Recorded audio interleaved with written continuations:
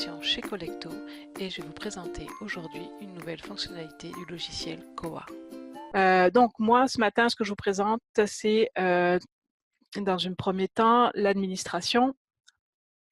Donc quelques sections d'administration qui sont intéressantes dans les nouveautés. Je vais me mettre sur cette instance ici, c'est une instance de test 18.05.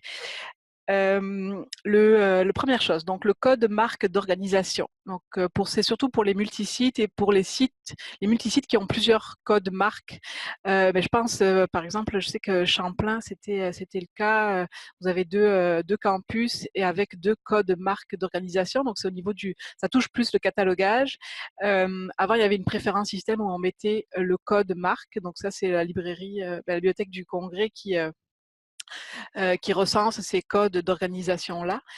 Donc, votre code, ça commence soit par CA, Q, quelque chose, là, pour Canada, Québec et ainsi de suite. Donc, avant, il y avait une préférence système qu'on pouvait remplir avec le code et quand on cataloguait, c'était relié à la zone 003 et ça se mettait automatiquement.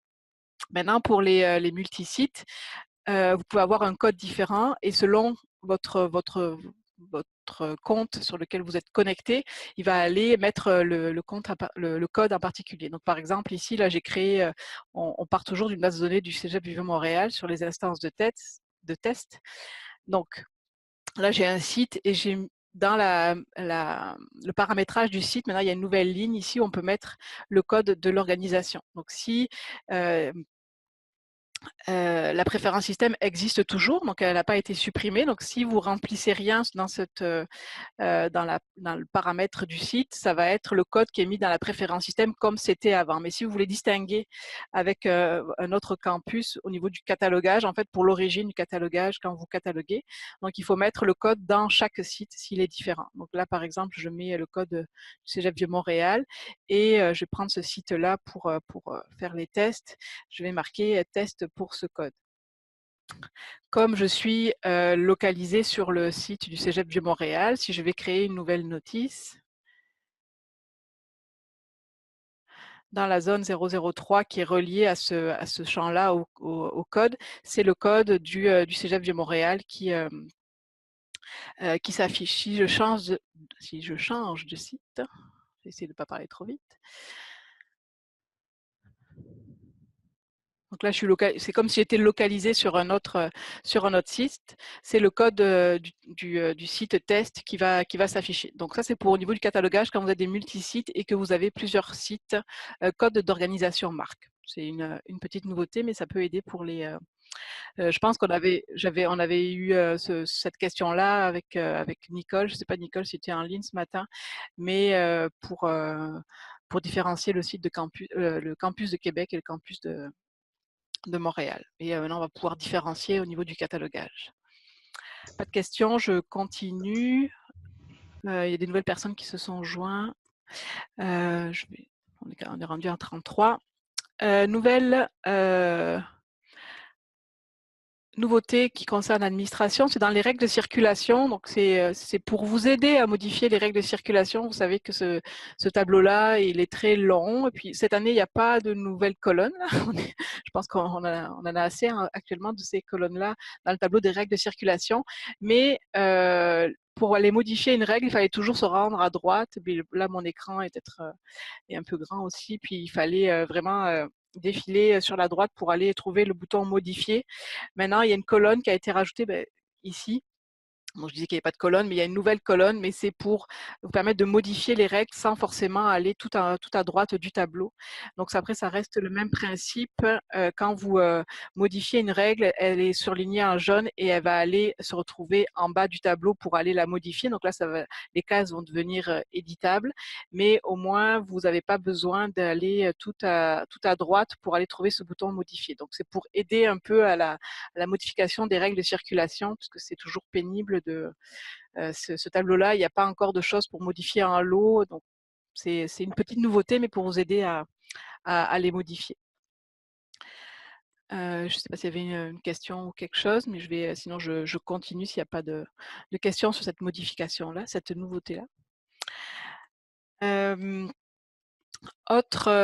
préférence système maintenant, une parmi toutes celles qui ont les nouvelles préférences système qui s'appelle, je vais essayer, ou sinon je vais faire un copier-coller, mais je vais juste la chercher comme ça. Elle va se retrouver dans l'onglet ici références, recherche, pardon, et dans les préférences, dans les fonctionnalités de l'onglet recherche. C'est permettre en fait à l'intranet, là ça marche pas pour l'OPAC, ça n'a pas été mis en place, je ne sais pas pourquoi, mais peut-être que c'est plus compliqué à le faire pour l'OPAC.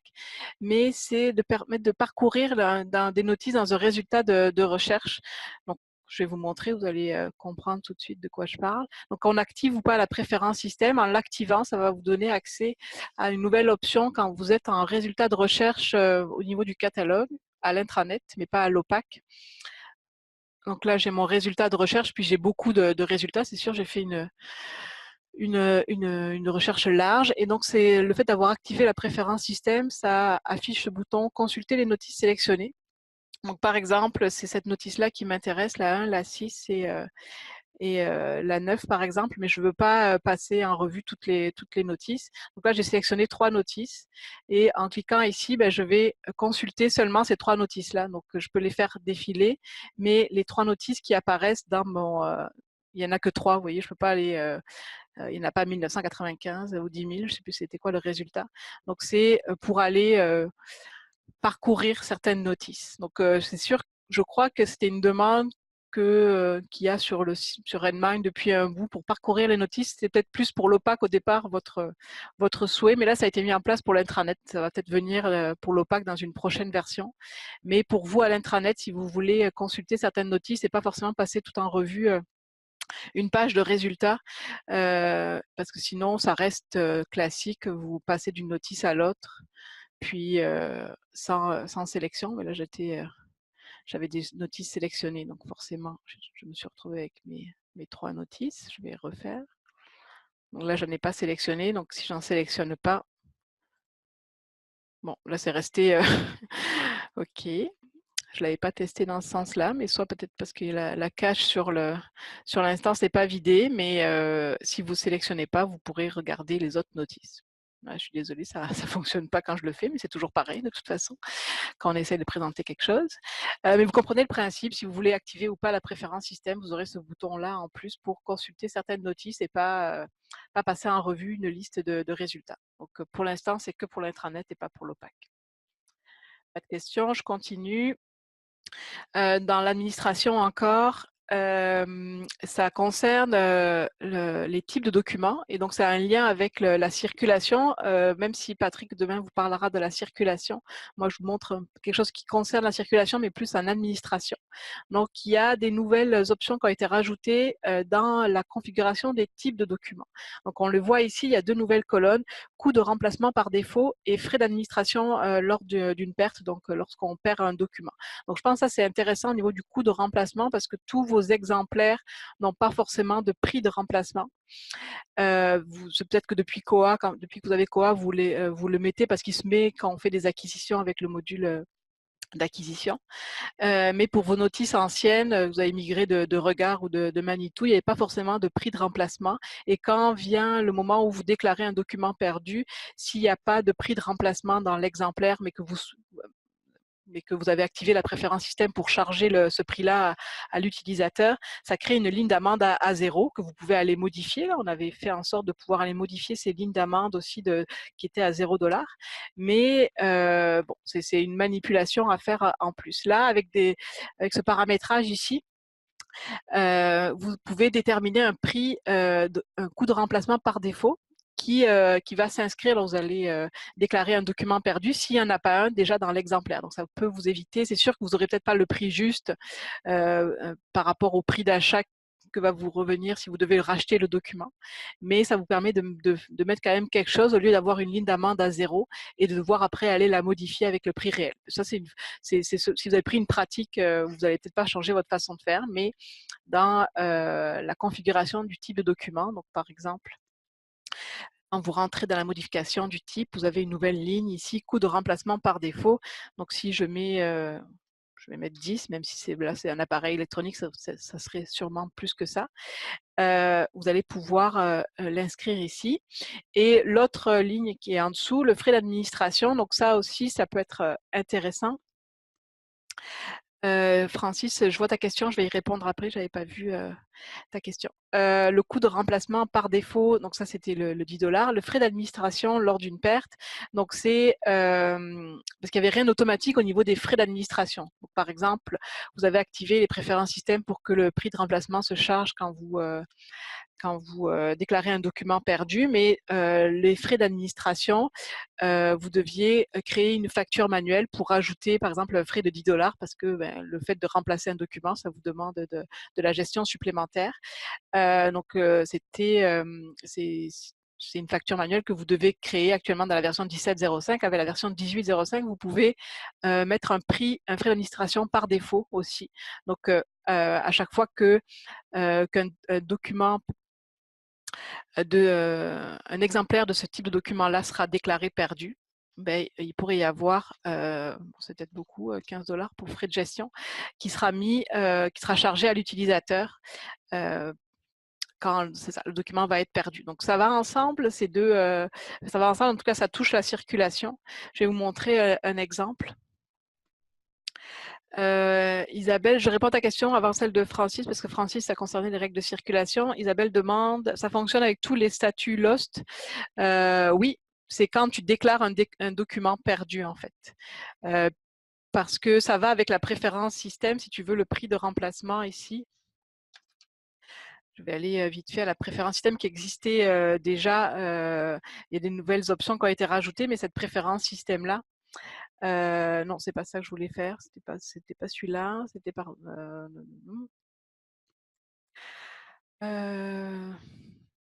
Oui, c'est ça. Pardon. C'est cette préférence système-là qui est pas nouvelle. Facturer le coût de remplacement quand un utilisateur perd un exemplaire. Donc, c'est quand on met un statut lost, peu importe sa valeur, la valeur autorisée de lost, mais c'est quand on le change de disponible à un statut perdu. C'est à ce moment-là que le prix de remplacement se charge si vous avez activé cette préférence système-là.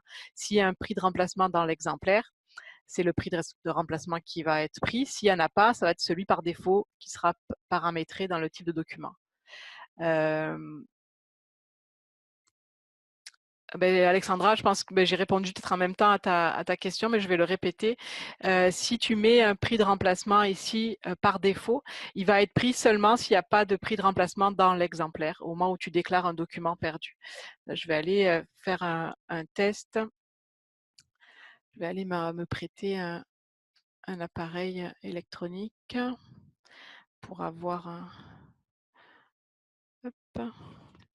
un exemple. Donc là, je me suis emprunté un appareil électronique. Je vais aller le déclarer perdu.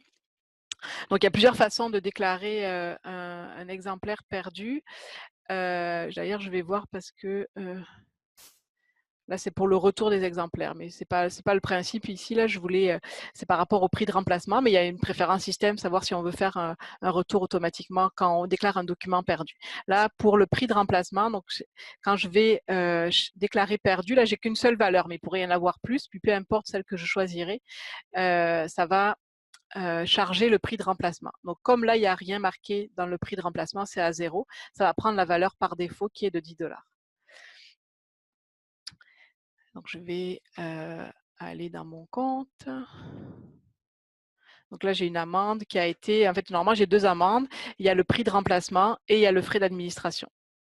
Donc, là, ça, c'est le prix de remplacement qui a été chargé de 10 $ par défaut parce que j'ai 10 $ dans mon type de document. Et j'ai mon frais d'administration qui s'est chargé aussi en même temps. Ce que vous n'aviez pas, en fait, dans la version 17.05, c'est que ce frais d'administration-là, vous deviez le créer, ce frais de gestion, vous deviez le créer manuellement en faisant une facture manuelle si vous voulez charger des frais de remplacement. Mais je vais faire l'exemple aussi pour ce que tu disais, Alexandra. Je vais aller modifier cet exemplaire-là, par exemple. Je vais le mettre en appareil. Et là, je vais mettre un prix de remplacement qui est à 25, par exemple, pour qu'on voit bien la différence. Donc là, ce document-là, je l'ai emprunté actuellement. et je vais aller le déclarer perdu. Donc là, ça va être le 25 $ qui va se charger puisqu'il y a un prix de remplacement ici. Je vais aller dans mon compte de nouveau. Voilà, ça n'a pas fonctionné. Pourquoi ça n'a pas fonctionné? Je ne sais pas. Qu'est-ce que j'ai fait? Bonne question. Je suis allée peut-être trop vite. Pourtant, il me semble que j'avais changé le type de document, mais je ne suis peut-être pas allée assez... Bon, on va recommencer, c'est pas grave.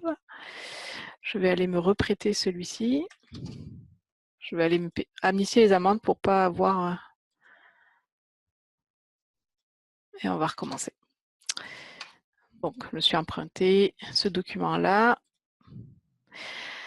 Je vais aller modifier l'exemplaire pour mettre un prix de remplacement.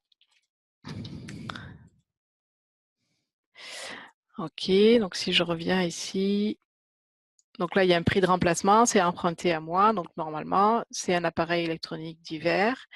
Si je déclare perdu, ce qui va se passer, je l'espère, c'est que c'est 25 $ qui va se charger comme prix de remplacement et il y a aussi le frais d'administration de 5 $ vu que je suis dans un type de document où j'ai mis un frais de remplacement. On va souhaiter que ça fonctionne, sinon vous allez finir par jamais me croire. Bon. Ah là là. Donc ça n'a pas marché. Bon, mais je ne sais pas pourquoi. Je suis désolée, mais je vais revérifier ça tantôt. Ça a marché quand c'était un prix par défaut. J'espère que c'est pas un bug. Oui, avais-tu enregistré ta déclaration de perdu? Mais je pense que oui, parce que le document est passé en déclaré perdu. Puis le retour s'est fait, donc c'est parce que c'était une lot de préférence système. Bon, aucune idée pourquoi ça n'a pas fonctionné. J'espère que c'est pas à cause du prix de remplacement, sinon ben, ça sert un peu à rien, mon affaire. Bon, désolée pour ça. J'espère, en tout cas, ça a fonctionné tantôt. Je vais essayer de revoir pourquoi ça n'a pas fonctionné. Je vais pas prendre plus de temps ce matin, mais je vous mettrai une note dans la documentation selon ce qu'il faut faire, à part que là, je vois pas pourquoi ça n'a pas fonctionné, mais je vais retester tantôt. Je vais revenir sur la question de Francis avant de trop l'oublier. Francis, tu demandais est-ce qu'éventuellement nous pourrons mettre des 30 minutes dans la durée des prêts. Donc là, je pense que tu parlais des règles de circulation. Je vais revenir dans les règles. Pour l'instant, donc la définition, c'est soit en heure ou en jour l'unité. On ne peut pas mettre des demi-heures ou des 0,5. En tout cas, je ne l'ai jamais testé, mais je ne pense pas que ça fonctionne. Parce qu'en mettant en heure, je pense que c'est pas accepté le 0,5. Donc c'est ça, ça se change en. Là, j'avais modifié celle-ci. Donc on ne peut pas aller en dessous de 1 heure. Si tu veux faire un prêt en dessous de 1 heure, il faut le faire comme manuellement au moment du prêt, si tu veux changer l'heure de retour. Mais c'est vraiment du manuel, c'est-à-dire qu'il faut que tu choisisses ici 1 heure en particulier et que tu joues avec soit les réglettes ici ou alors marquer ton heure de retour ici manuellement si tu voulais faire 1 heure particulière. Je pense que j'ai répondu à ta question, Francis. Okay. Je continue, c'est pas de questions particulières parce que ça va vite finalement, toujours trop de choses à vous montrer.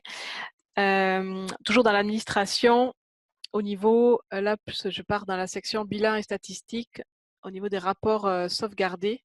Donc il y a une nouvelle colonne qui a été rajoutée. Donc cette colonne-là, c'est l'URL par exemple, je ne sais pas si vous vous souvenez ou si vous l'avez mis en place dans votre instance, j'avais mis un code JavaScript disponible sur le site de la communauté pour faire afficher le bouton accès en ligne pour vos ressources électroniques pour que ce soit plus visible. Et pour que ça fonctionne, ce bouton-là, on a fait un rapport public il faut récupérer l'URL de ce rapport-là pour le mettre dans la préférence système du JavaScript. Donc là, en fait, il y a une nouvelle colonne qui va donner automatiquement l'URL en fait pour pas avoir à aller chercher. C'est moi qui vous l'avais trouvé peut-être au départ là, l'URL, mais là ça vous le donne automatiquement. Donc ça va pas vous servir à chaque rapport sauvegardé au niveau des statistiques. Donc c'est pour ça que la nouveauté quand vous allez peut-être plus vous servir, c'est la visibilité de cette colonne-là, finalement. Savoir si vous voulez la voir forcément tout le temps, peut-être pas.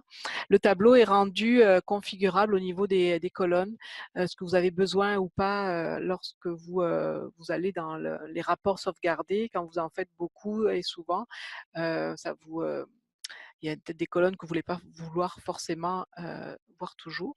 Donc, dans l'administration, ici, vous avez la configuration des colonnes. Donc, il y a plusieurs tableaux maintenant dans Koha qui se configurent. Je ne sais pas, Patrick, si tu en parles demain pour l'OPAC, mais sinon, il y a la documentation qui est en ligne ici. C'est peut-être pas le plus indispensable, mais il y a plusieurs colonnes, plusieurs tableaux qui sont configurables au niveau des colonnes affichées ou pas. Pour les rapports sauvegardés, donc on a la possibilité de faire cacher par défaut des colonnes. Donc, par exemple, pour l'URL ici, dans cette colonne-là, on pourrait décider de la cacher par défaut, mais quand même de pouvoir la voir si on souhaite la voir pour ceux qui veulent vraiment la rendre visible. Je vais juste cacher aussi une autre, les résultats sauvegardés, on ne l'utilise pas souvent. Si je coche ici ces deux colonnes-là, quand je reviens à mes rapports sauvegardés, la colonne a disparu et aussi la colonne résultats sauvegardés. Mais si je veux les revoir apparaître dans visibilité de la colonne, je pourrais cocher ici et la colonne réapparaît juste le temps que je suis dans la page. Si je rafraîchis de nouveau ma page, je vais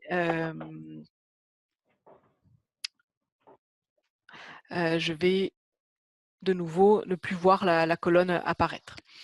Donc c'est une façon de conserver, de changer l'affichage du tableau.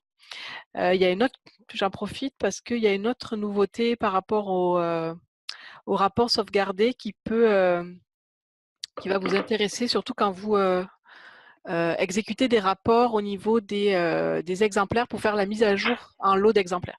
Excusez-moi, je m'arrête parce qu'il y a un micro qui est ouvert, puis ça me fait du bruit dans mon casque, je ne sais pas, je vais juste vérifier à qui appartient ce micro, qui peut-être la personne ne veut pas forcément qu'il soit activé. Ok, je pense que je l'ai fermé. C'est au niveau pour vous aider en fait à mettre à jour en lot des exemplaires en partant d'un rapport sauvegardé. Quand j'ai fait la présentation en ligne la semaine dernière pour le SQL, j'en ai pas parlé parce que c'était vraiment nouveau avec la version 18.05. Donc quand vous allez faire un rapport SQL ou que vous allez me demander un rapport SQL, il y a une nouvelle colonne, enfin une nouvelle option qui va être disponible quand on fait une recherche sur la table en fait item. Là, je vais avoir toutes pour ceux qui ont suivi la formation, le select étoile me permet d'avoir toutes les champs de la table des items. Donc, je vais exécuter le rapport. Et le fait d'avoir cherché tout, ou en tout cas du moins d'avoir fait afficher la colonne item number, donc qui est le numéro interne qu'attribue Koha quand vous créez un exemplaire. Donc, on a le code barre ici, ça c'est le numéro de la notice. Puis après, il y a plusieurs informations, mais le item number, c'est un numéro interne que donne Koha quand vous créez un exemplaire. Ce item number-là, vous ne le voyez pas souvent parce qu'on ne s'en sert pas forcément. On va partir plutôt de faire une recherche par code barre ou par numéro de notice. Et là, l'option qui a été rajoutée, c'est que si vous voulez modifier en lot les exemplaires qui sont dans ce rapport-là. C'est sûr que là, en cliquant ici, ça va prendre les 20 premiers. Mais si vous avez un rapport qui affiche, vous avez fait des filtres et vous avez 100 exemplaires qui sont affichés, en cliquant ici, ça va vous transférer automatiquement dans l'outil de modification en lot. Donc ça, moi je m'en servirai peut-être plus que vous quand vous allez me demander des rapports, mais ça va aider en fait à pas pour faire des copier-coller de colonnes ou d'exporter un fichier Excel pour après faire un copier-coller des codes barres pour aller dans l'outil modification d'exemplaires en lot. Ça va automatiquement transposer les exemplaires qui sont dans la première page du rapport selon comment vous faites afficher votre rapport. Et puis après, ici, vous pouvez aller modifier ce que vous souhaitez. Souvent, c'est soit vous voulez les mettre dans un autre type de document ou dans un autre emplacement, ou alors rajouter une information, le statut, si vous voulez les passer tous en statut consultation sur place, ou c'est des documents qui sont restés en traitement, qui sont restés accrochés en traitement, puis vous voulez les mettre disponibles. En tout cas, c'est pour modifier les exemplaires en lot. Quand vous avez un rapport sauvegardé, peut-être que vous allez le voir quand vous allez me demander un rapport. Si je fais afficher cette colonne-là, c'est surtout pour pouvoir aller les modifier en lot sans devoir aller copier la colonne et après le copier-coller dans l'outil modification en lot. Donc c'est assez c'est intéressant comme nouveauté. Pas de questions, je continue. Ensuite, dernier point de l'administration, c'est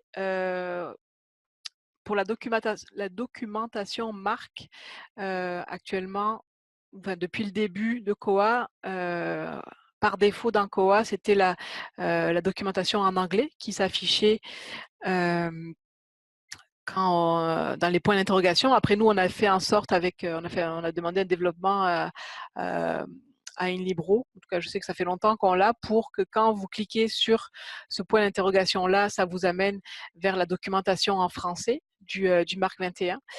Maintenant, je pense à Champlain qui travaille, qui est un cégep anglophone. Si vous voulez avoir la documentation en anglais, ça va être possible en fait de configurer cette URL-là. Il y a une nouvelle préférence système qui s'appelle Marc Field URL. Ici, en fait, on peut mettre un URL différent pour avoir accès à la documentation différente, en fait. Donc, par exemple, là, je ne l'ai pas paramétré. Donc, ce serait, si on veut avoir la version marc21.ca, mais en anglais. Donc, il faudrait que je revérifie. Là, j'ai pas pris le temps de regarder comment elle se configure, mais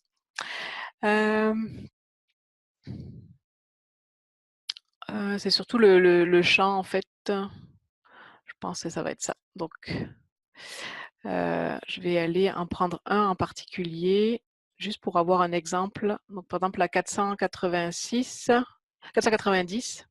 Donc, ça, c'est l'URL. Et puis, donc, si vous avez besoin, je pourrais vous le mettre en place. Hop. Il fallait, normalement, si j'ai bien fait ça, on va aller le vérifier tout de suite.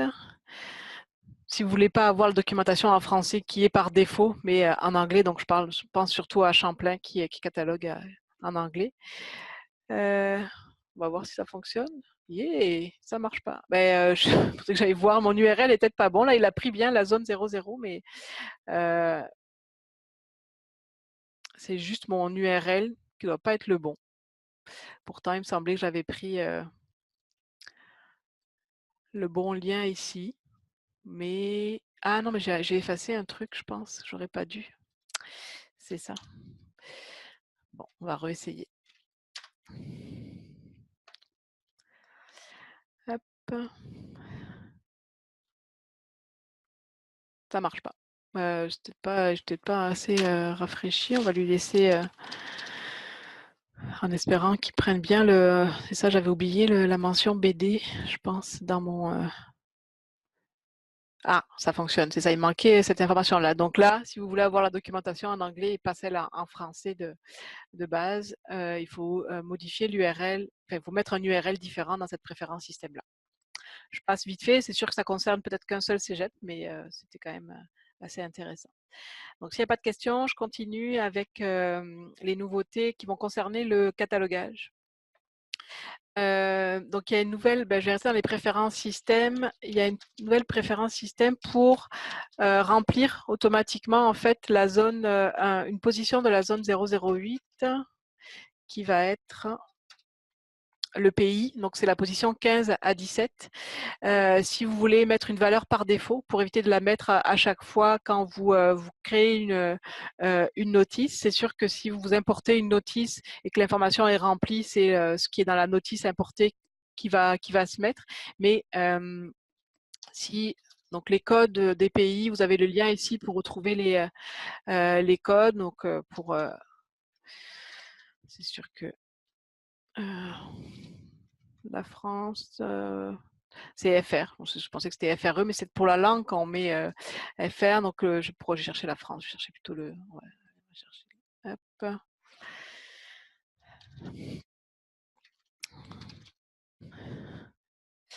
Donc tirer CN pour Canada, puis peut-être qu'il y a donc Québec, qui est un code de pays pour le Québec, oui. QUC donc pour le Québec. Donc si c'est un document, bon, je vais fermer, j'ai trop de préférences d'onglet ouvert. Donc ça c'est pour le code de pays dans la position 0, donc le lieu de publication. Donc si c'est une publication du Québec ou si c'est donc pour la France, ça va être FR. Si vous connaissez pas vos codes, donc c'est ça, c'est dans la préférence, dans le lien ici. Et donc si vous mettez quelque chose, quand vous créez une nouvelle notice,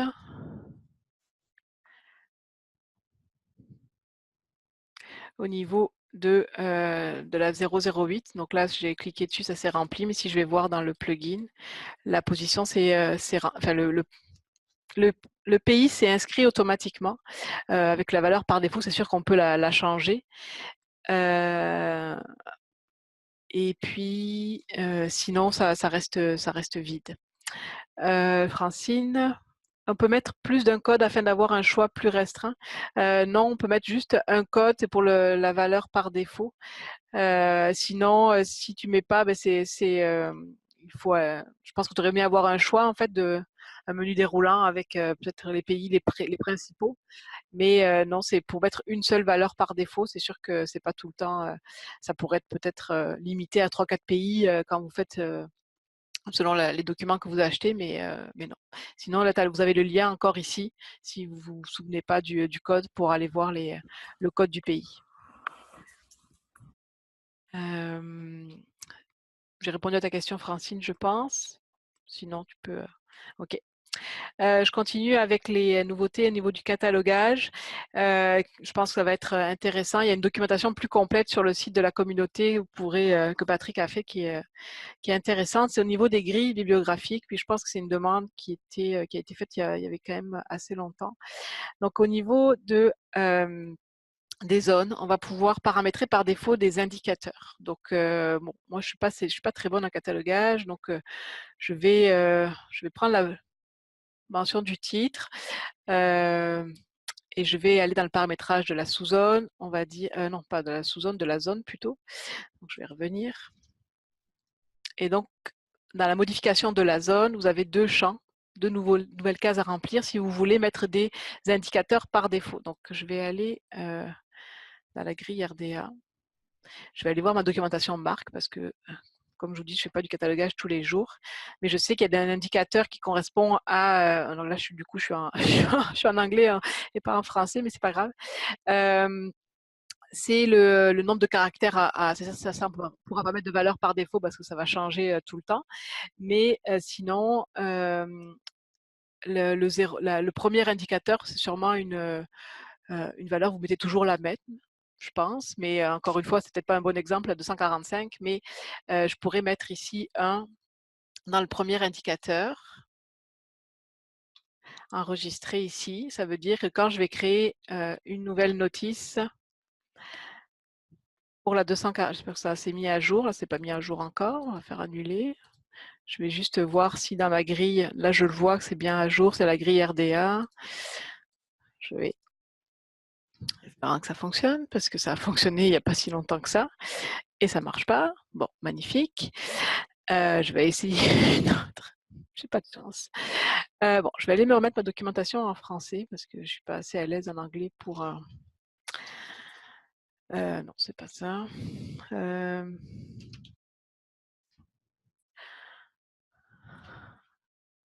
Et peut-être toi, comme tu avais fait la documentation, si tu vois qu'il y a un truc, je sais que je l'ai testé, puis ça a fonctionné, il me semblait.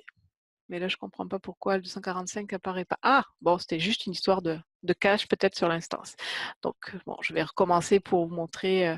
Donc, si je crée une nouvelle notice avec la grille RDA, vu que j'ai paramétré le premier indicateur, le 1 se positionne automatiquement. Je n'aurai pas à le remplir si jamais j'oublie de le remplir. Parce que c'est pas des valeurs par défaut qu'on peut, des valeurs obligatoires. Donc, si vous remplissez pas vos indicateurs, le système vous l'indique pas. Donc, c'est pour vous faciliter un peu la tâche. Si vous savez qu'il y a des indicateurs qui reviennent toujours, je ne sais pas s'il y a d'autres dans la 830.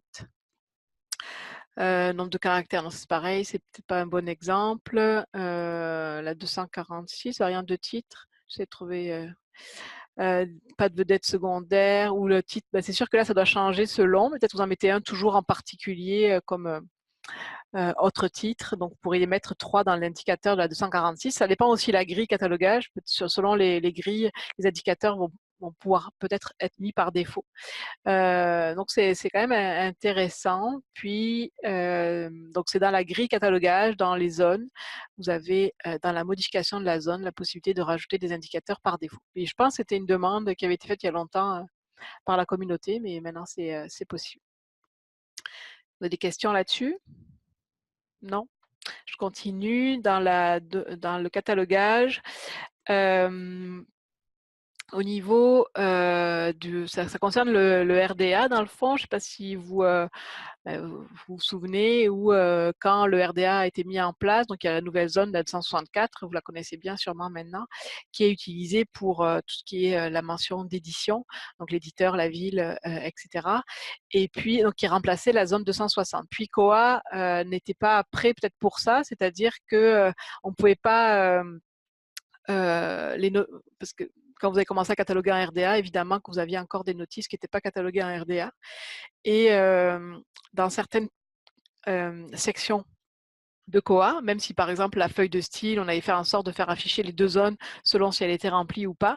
Mais par exemple dans le module acquisition ou je ne sais pas à quel endroit aussi, mais peut-être c'était surtout au module d'acquisition quand vous partez d'une notice déjà existante et elle était en RDA, mais au niveau de la commande dans le panier, ça apparaissait pas.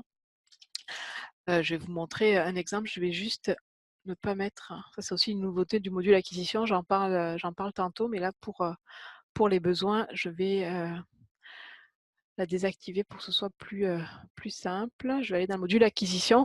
Donc, quand vous passiez une commande à partir d'une notice déjà existante ou d'une notice importée Z3950, en tout cas quelque chose qui n'était pas nouveau, ne partez pas d'une notice vide, l'information de la 264, si ici la 264 était remplie dans votre notice, elle n'apparaissait pas dans le module de commande parce que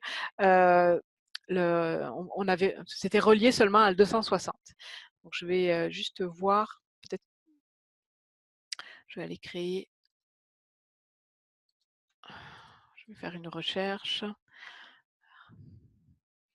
Donc là, je ne sais pas si c'est, je vais aller regarder la notice ici. Là, c'est une 260 qui est remplie.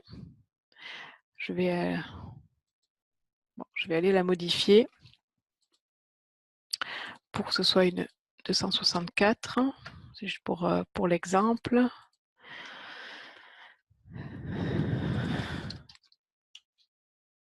Je vais remplir vite fait.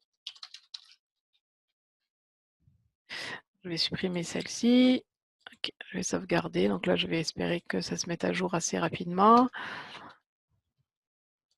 Je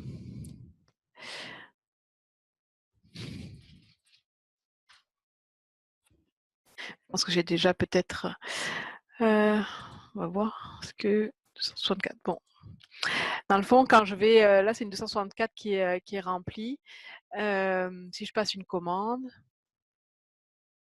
là, les informations apparaissent parce que... Bon, ce n'est pas un bon exemple parce que je l'ai paramétré effectivement déjà dans Koha et sur cette instance-là. C'est que même si c'est une 264 qui est remplie, les informations apparaissent alors qu'actuellement, si vous avez si quand vous passez des commandes sur des notices où il y a une 264 qui est remplie, c'est possible que ça apparaisse vide ici parce que votre base de données est reliée seulement à la 260 et pas à la 264. Ce qui est nouveau en fait avec la version 18.05, c'est qu'on peut en fait avoir mappé, si on veut, deux zones pour deux zones de marque pour la même information. Donc par exemple l'éditeur. Donc c'est quelque chose que je vais essayer de mettre en place quand vous allez migrer pour pas que vous ayez à faire. Ah, j'avais pas vu Marie-Ève ta question, mais je vais y revenir tantôt. Mais au niveau des liens COA marque, en fait, la présentation a changé. Là, je ne sais pas si vous étiez déjà allé. En général, on n'y va pas dans cette section-là parce qu'on n'a pas à les modifier ces informations-là. C'est le lien, en fait, qui est fait entre les zones marques et la base de données. Mais maintenant, pour si je cherche la 260, donc si je cherche place, donc c'est le champ de la base de données pour le lieu en fait de l'édition. J'ai pu rajouter 260, 264. Ça veut dire que selon la notice, ce qui est rempli, les endroits dans COA où on fait afficher l'éditeur, ben, il va aller voir dans les deux zones s'il y a de l'information remplie. Donc ça va vous aider en fait à avoir plus d'informations des notices quand vous êtes soit si vous n'êtes pas les notices ne sont pas en RDA ou elles sont en RDA. Pour la feuille, ça ne change rien peut-être à l'affichage pour l'utilisateur parce que si vous utilisez la feuille de style Collecto, on avait fait en sorte déjà que la zone s'affiche même si peu importe si laquelle était remplie, ça apparaît. Mais c'est plus pour vous en fait au niveau de le module, je pense au module acquisition parce que c'était surtout là où on avait vu que ça affichait pas. Quand vous allez passer des commandes à partir de notices existantes, peu importe quelle zone va être remplie, ça va s'afficher. Donc ça c'est grâce en fait à la possibilité de relier plusieurs champs de la base de données à la même zone marque. Là, je prends l'exemple de la 260-264. Peut-être qu'il y aura besoin de relier d'autres zones comme ça, mais moi, c'est surtout ce que je vais modifier, c'est cette zone-là sur votre instance pour que vous puissiez voir les deux informations, même si votre notice n'est pas forcément un RDA. Ça va? Je vais juste voir ta question, Marie-Ève. Les indicateurs dans la grille d'autorité. Oui, il me semble. Maintenant, j'ai un doute. Bonne question. Peut-être pas. Ça, je sais. Je pense que oui, mais c'est vrai que je ne l'ai pas en tête maintenant. Eh bien non. Attends. Je ne sais plus dans quelle grille j'étais ici sans commun. Non. Donc, non, il n'y a pas pour la grille d'autorité. Je pensais, je ne sais pas pourquoi je le pensais, mais il n'y a pas la même possibilité pour les autorités. Désolée, peut-être ça viendra dans une prochaine version, mais là, ça concerne les valeurs, les indicateurs, ça concerne seulement la grille la grille bibliographique. Alors Alexandra, je vois ta question. Est-ce qu'on peut faire la même chose pour le titre de collection avec la 830 et la 490 ? Possiblement. Il faudrait voir les impacts parce que la 490, en fait, c'était peut-être parce que la 830, c'est relié à une zone d'autorité, alors que la 490 n'est pas reliée à une zone d'autorité. Normalement, c'est c'est anciennement la 440. Donc, peut-être. Je pourrais tester là. Je pense que ta question venait en lien avec l'affichage à l'opaque, en fait, plus de cette zone-là. Je pense que tu pourrais m'envoyer un courriel ou créer un ticket dans Redmine, là, je vais dire plutôt ça, pour voir si on peut faire la même chose. Je ne sais pas là aujourd'hui si je ne l'ai pas testé pour deux zones comme ça, une qui n'est pas reliée à une zone d'autorité et une qui est liée à une zone d'autorité. Je ne sais pas ce que ça pourrait faire au niveau de l'affichage, mais possiblement. Juste à me le rappeler là, parce que je pense que je vais oublier dans les prochains jours. Est-ce qu'il y avait d'autres questions par rapport à ça? Donc c'était voilà, on était revenu dans les grilles, mais sinon c'était au niveau du mapping, on va dire, du lien entre les zones marques et les champs de la base de données. C'est bon? Je continue. Au niveau du catalogage, ça concerne plus les autorités. C'est la recherche en fait des autorités quand vous êtes en catalogage. Si vous vous souvenez, dans une version collecto, on va dire, une mini version de printemps, ou je ne sais pas si c'était cette année ou il y a 2 ans déjà, on avait fait ajouter un champ plus pour éviter le bruit au niveau de la recherche des autorités quand on est dans une notice bibliographique. Donc quand je suis dans une notice ici, puis vous allez voir en fait dans votre banque locale ce que vous avez. Actuellement, je prends un exemple dans la 1705, mais il y a un champ supplémentaire ici. En fait, il y a 4 champs, mais c'est le champ qui vient en en-tête. Il y a marqué que ça va chercher dans la zone principale et dans les zones de renvoi aussi, dans les 400 et les 500. C'était pour permettre en fait surtout peut-être pour les auteurs, de trouver les homonymes, ou quand il y a marqué des renvois dans l'autorité, de pouvoir retrouver l'autorité même si on cherchait à son homonyme, en tout cas dans ce qui est dans les zones de renvoi. Donc ça, c'est ce champ que vous avez actuellement dans la version 17.05. Ça, c'était quelque chose qu'on avait développé, nous, pour la communauté. Et puis finalement, avec la version 18.05, la communauté a développé la même fonction, avec en fait, même si c'est marqué rechercher dans toute l'autorité, ce champ-là est nouveau par rapport à la version 17.05, et donc ça va chercher autant dans les zones principales que dans les zones de renvoi. Donc on avait le même outil en double finalement. Donc c'est pour ça que bon, c'est pas qu'on est obligé, mais on suit ce que fait la communauté internationale, vu qu'ils ont développé la même chose que nous on l'avait fait dans les années auparavant. Donc ce champ-là, bon, c'est sûr qu'il va se retrouver en bas de votre formulaire, mais le texte se met automatiquement dans ce champ-là, comme vous l'avez actuellement dans la version 17.05. Quand vous cliquez sur l'icône ici, le texte qui se reproduit dans le formulaire, actuellement ça se met dans le premier champ en haut qui va chercher dans les zones de renvoi.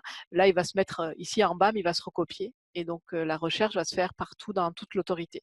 Donc à voir, peut-être, en tout cas j'espère que vous n'allez pas avoir trop de bruit non plus, parce que ça va chercher aussi dans les zones de renvoi. Est-ce que ça va chercher en plus ailleurs?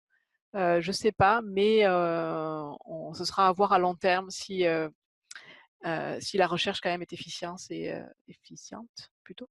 Euh, euh, Vu que ça faisait la même chose, on a décidé on n'avait pas trop le choix de prendre la formule de la communauté internationale, mais bon, comme on l'avait déjà développé pour nous, si jamais faut revenir en arrière, on verra, on prendra une décision.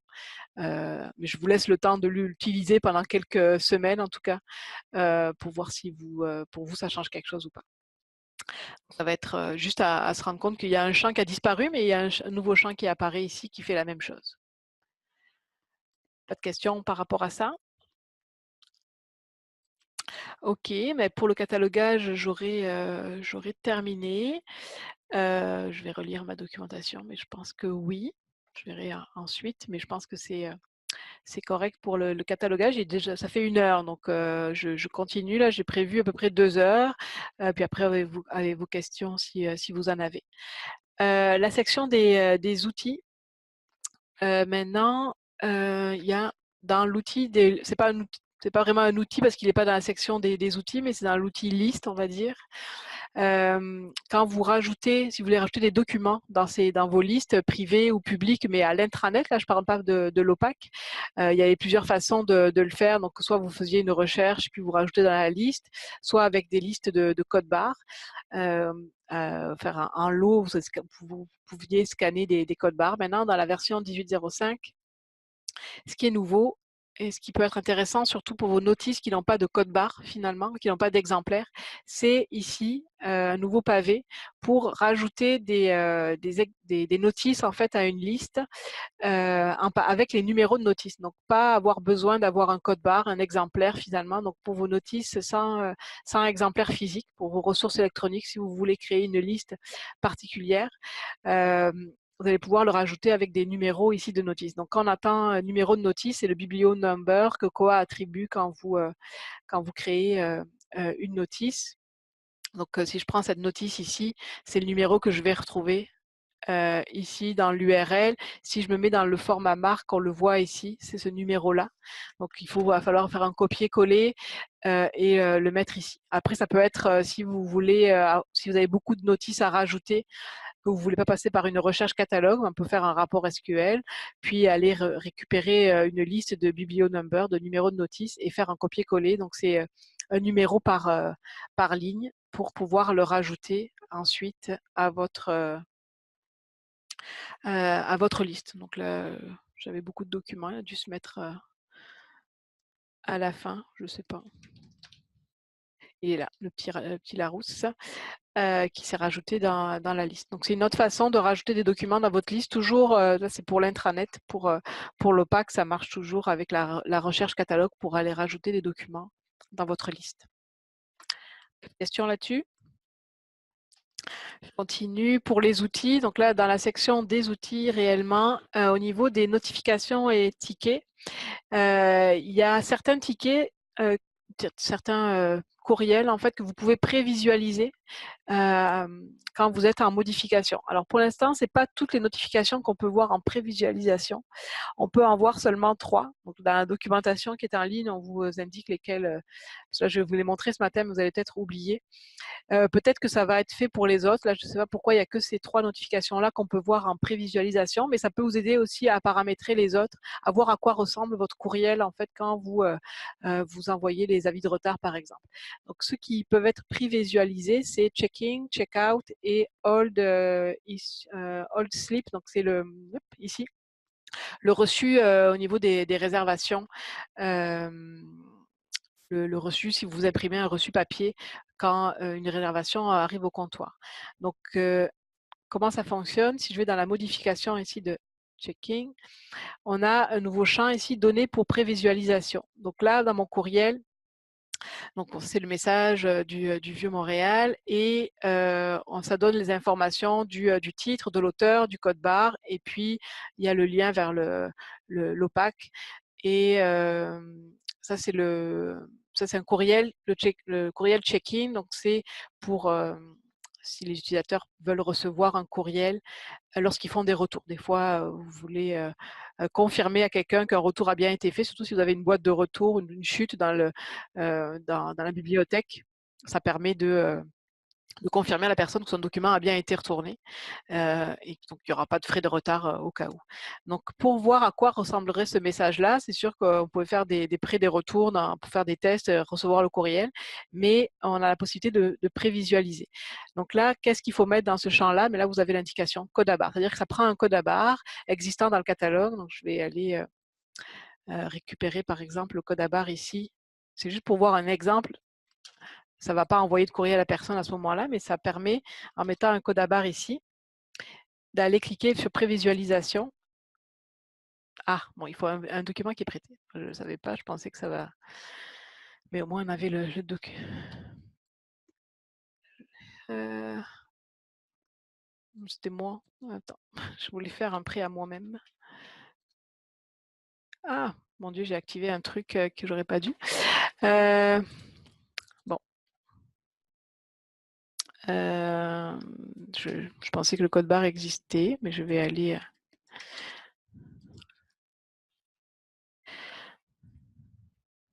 Bon, là, je me suis prêté le document ici.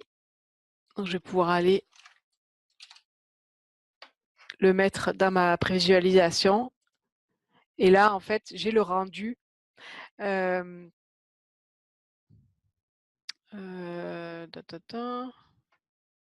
J'essaie de. Je vois qu'il y a une coquille ici. On a, en fait, ce que vous pouvez voir, en fait, c'est plutôt ici dans la colonne de droite. Pardon, j'avais pas regardé. L'information qui est allée chercher. Est-ce que c'est bien le titre que vous vouliez aller voir? Là, c'était le titre. Donc, c'est bien le titre du document. Le code barre, là, il n'y a pas d'auteur, donc il n'y a rien qui apparaît. Là, vous êtes sûr, vous n'avez pas la version en HTML. Est-ce que si je fais ça, ça change quelque chose? Non. Mais c'est juste pour, en fait, ça va vous aider à voir si les informations, là, c'est sûr qu'il n'y a pas beaucoup de champs cherchés. Mais attendez. il n'y a pas beaucoup de champs qui sont recherchés, mais dans des notifications plus avec beaucoup de champs, ça vous permet de vérifier si vous allez bien avoir l'information qui sera affichée dans ce courriel-là. Donc, il y a le checking, c'est pareil pour le checkout. Sauf que là, là, c'est à chaque fois, ça vous indique qu'est-ce qu'il faut mettre pour que l'information apparaisse. Donc là, c'est sûr qu'il n'y a pas beaucoup de champs affichés. Je pourrais rajouter de l'information. Là, c'était sur un courriel qui peut s'envoyer quand le document est prêté. C'est sûr que c'est moins pertinent. Je vais lire la question. Là, je sais pas. J'ai pas le nom de la personne qui a posé la question, mais je vais revenir après. Attends. Je vais juste rajouter des champs pour qu'on voit plus d'informations peut-être dans la prévisualisation. Bon, là, je rajoute, c'est pas forcément des informations que vous mettez, mais c'est pour le tester. Si je me mets là, hop.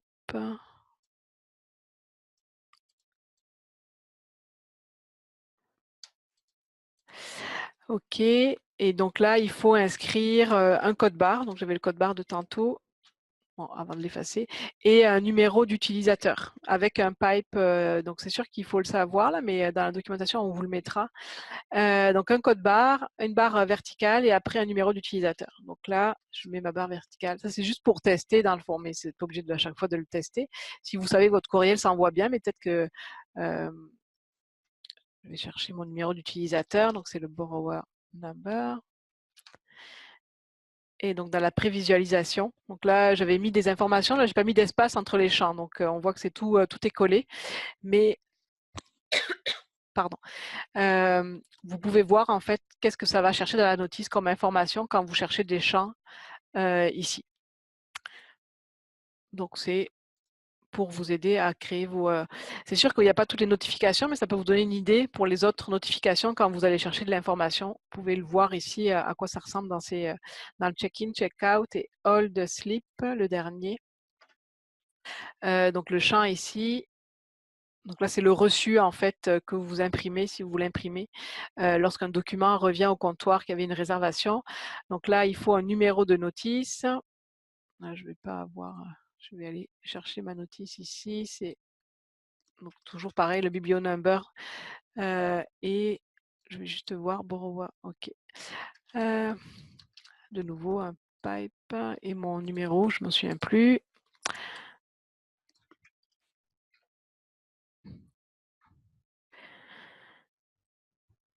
Ah ben forcément, j'ai pas de réservation en cours, donc forcément c'est difficile. Mais il n'y a pas de réservation sur le... Je vais faire une réservation. Bon,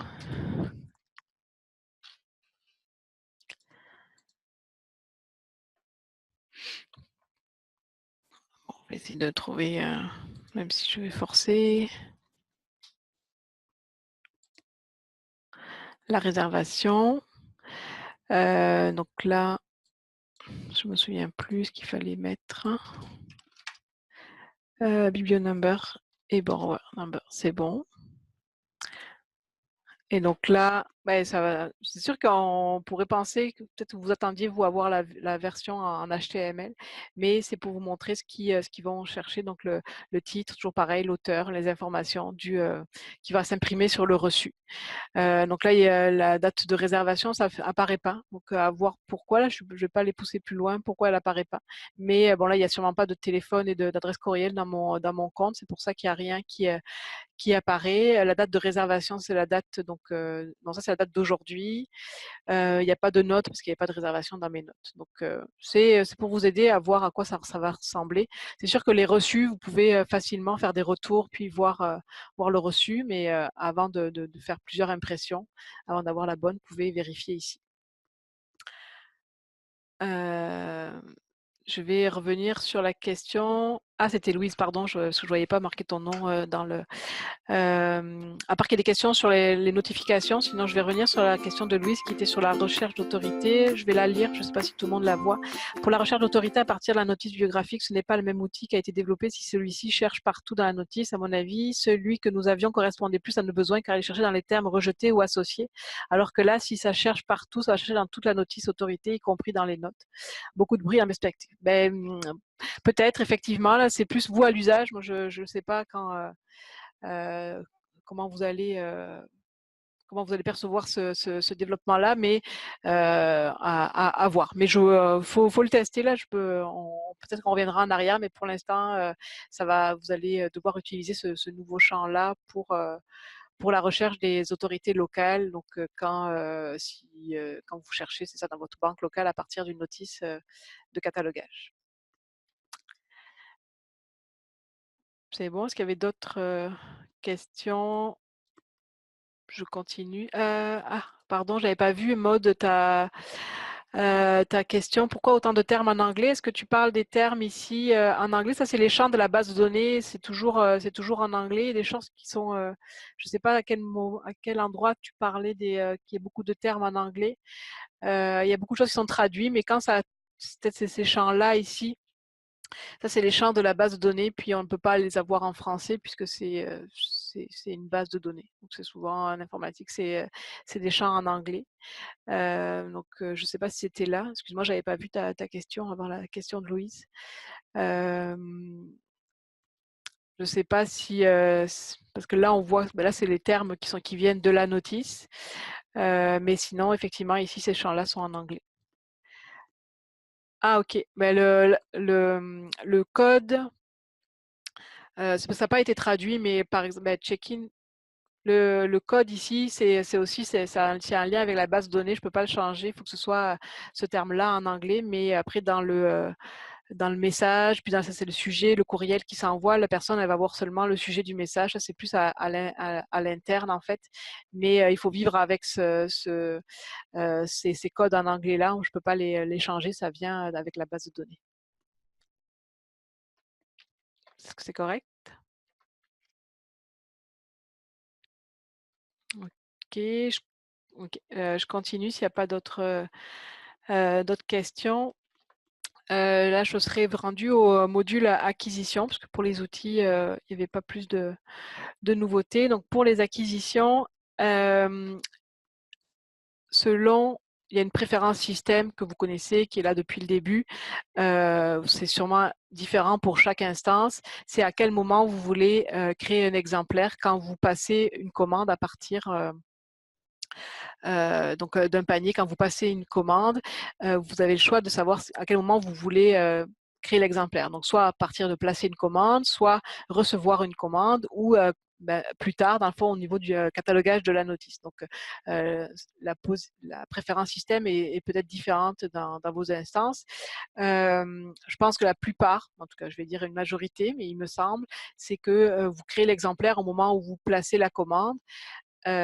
Pour le marquer comme en commande. Au niveau du catalogue à l'OPAC, ça apparaît en commande. Donc cette option-là, c'est l'option par défaut. Donc c'est ce qui est par défaut, mais avec la version 18.05, vous pourriez changer en fait cette option-là à chaque fois que vous allez créer un panier. On va aller voir quand on va créer un panier, on va avoir un nouveau menu déroulant.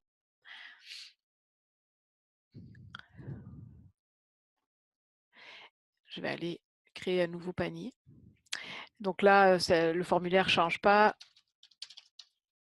Ce qui a été rajouté, c'est ici. Donc là, c'est la valeur par défaut qui se met, c'est selon votre préférence système. Donc si vous voulez rien changer à votre façon habituelle, vous avez juste à cliquer sur sauvegarder et puis ça va faire votre panier. Sinon, si pour ce panier-là, vous ne voulez pas créer en fait d'exemplaires au moment de la commande, mais seulement à la réception, pour une raison X, je ne sais pas, là, je n'ai pas d'exemple dans quel cas on voudrait le faire, mais vous pourriez changer en fait cette façon de faire pour ce panier-là, seulement créer les exemplaires lors de la réception. Donc, peut-être que vous avez une idée à comment ça pourrait vous servir, mais là, on a l'information qu'on a choisie. Donc, je veux créer des exemplaires lors de la réception d'exemplaires. Donc, ça veut dire que quand je vais rajouter ma commande, je vais partir d'une notice vide. Là, vu que j'ai choisi de créer l'exemplaire au moment de la réception, je n'ai pas le pavé d'exemplaire qui apparaît, vu que à ce moment-là, je ne vais pas aller le créer. Donc, c'est pour ce panier-là, je vais aller rajouter une commande. Donc, ce n'est pas par commande, mais c'est par panier que vous allez pouvoir choisir la façon dont vous voulez créer les exemplaires. Je n'ai pas mis de titre, donc ça ne marche pas. Maintenant, si je pars de mon fournisseur, je rajoute un panier sans changer la valeur par défaut ici. Ça va faire comme d'habitude. Dans le fond, quand je vais rajouter une commande à partir d'une notice vide, j'ai mon pavé d'exemplaires qui apparaît, vu que c'est ma valeur par défaut, créer des exemplaires au moment de la commande. C'est bon pour ça. Donc, si vous ne changez rien à votre façon de faire, il n'y aura pas de modification à faire. Mais vous avez l'option, si vous le souhaitez, le changer quand vous créez un panier. C'est beau? Pas de questions par rapport à ça? Dans le module acquisition encore, je vais rester ici. C'est au niveau de la recherche quand on veut faire une commande à partir d'une notice existante. Maintenant, en fait, on peut faire du paramétrage pour que ça recherche dans le sous-titre de vos notices et aussi dans le $N, donc si c'est un titre de partie. Donc par exemple, là je m'étais pris un exemple, récit du presque pays. Donc ça c'est un sous-titre d'une notice, on va aller voir. Et donc la notice est ressortie, même si le titre, l'un 245, c'est Sainte Couleur, mais la recherche s'est faite aussi dans le sous-titre. Et donc, elle aurait pu se faire aussi dans le $N, par exemple. En fait, ça vient avec de la configuration. Donc, je vais essayer aussi de vous le faire au fur et à mesure, mais c'est au niveau des mots-clés. Marc, on avait déjà un peu utilisé cette section-là ici pour, à une époque, il y avait des sous-titres qui apparaissaient pas dans les notices à l'OPAC, en liste de résultats. En tout cas, c'était relié avec cet outil ici de lien mots-clés marque. Et maintenant, c'est relié pour la recherche. On peut choisir en fait dans quelle sous-zone de la 245 on voudrait faire la recherche au niveau des acquisitions. Donc, ça peut être intéressant quand vous voulez trouver un titre de partie, peut-être pas les sous-titres, peut-être vous ne cherchez pas forcément avec un sous-titre, mais quand vous avez une notice avec un titre particulier qui est dans la 245 et vous n'arrivez pas à la trouver parce que vous cherchez seulement par c'est ça, le titre qui est dans le $N, c'est le $N ou $P, mais en tout cas, toutes ces sous-zones-là vont être recherchables. Donc en fait, pour chaque grille, c'est pour ça que je vais essayer moi ou avec Patrick, en tout cas qu'on passe au travers de vos grilles pour afficher je vois qu'on avait fait que seulement pour la grille par défaut, mais de pouvoir au moins rajouter le $B ici pour qu'il soit recherchable quand vous faites des recherches au niveau du module acquisition. Si vous voyez qu'il n'y a rien dans ce tableau-là, quand vous avez la version 18.05 et que vous ne trouvez pas vos notices, c'est peut-être normal parce que ce n'est pas configuré ici. En fait, si c'est pas, par exemple, ici, il n'y a pas le $A, ce qui est bizarre, mais je vais rajouter ici peut-être le dollar, je cherche un endroit où il n'y a pas le $C. Dans le livre numérique, donc là, je vais rajouter nom du champ, non, il faut écrire ça, le sous-titre, même si ce n'est pas tout le temps du sous-titre, mais donc là, j'ai rajouté pour livre numérique la correspondance pour que ça soit recherché dans le 145 $C. Si je veux rajouter si je cherche une notice qui correspond à cette grille-là dans mon catalogue au moment de les acquisitions. Ça va? Vous n'avez pas de questions par rapport à ça? Non? Autre chose avec les acquisitions, c'est plus au niveau des suggestions. Donc, je vais aller dans le module suggestions. Il y a une nouvelle une présentation. En fait, il y a deux petites nouveautés. C'est pas énorme comme nouveauté, mais je vais vous présenter. Donc, toujours sur ce site-là, il n'y a pas Plaque qui est installé, donc c'est un peu plus lent que sur vos instances. Dans la gestion des suggestions, moi, je vais en faire une nouvelle.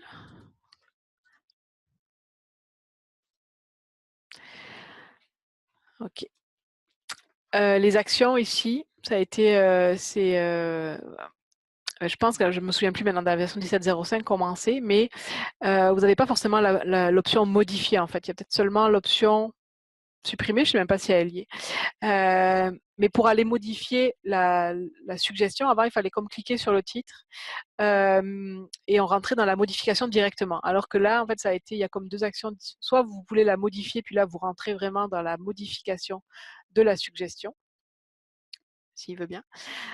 Mais si vous voulez juste consulter la suggestion sans forcément aller la modifier, en cliquant sur le titre, là, on arrive juste en mode lecture, normalement. Enfin, on est en mode lecture de la suggestion et après, on peut aller la modifier. Et puis, ce qu'il y a de nouveau aussi, si on va dans la modification, c'est qu'on peut changer le statut à ce moment-là. Je relis mes notes, mais je pense que oui, c'est ça. Le statut ici est en attente. On pourrait, par exemple, si on est en train de modifier quelque chose ou de rajouter de l'information, changer le statut et aussi changer le motif à ce moment-là de la gestion de la suggestion. On peut toujours le faire à partir du tableau, comme vous le faisiez avant, mais on peut aussi maintenant le faire quand on est en modification de la suggestion. Si vous êtes déjà dans la modification pour modifier d'autres choses, vous pouvez le changer ici avec soit le motif, soit le statut, ici. Si je mets accepter. Je ne vais pas forcément mettre un motif. Donc là, il passait dans l'onglet accepter vu que je l'ai modifié quand j'étais dans la modification. Sinon, ça reste, vous pouvez toujours le faire avec ici dans le tableau, cocher, puis choisir un motif ici. Ça va le faire aussi. Ça va pour ça? Pas de questions? Pour les acquisitions, il y avait autre chose encore. Alors, je cherche dans mes notes, j'ai oublié.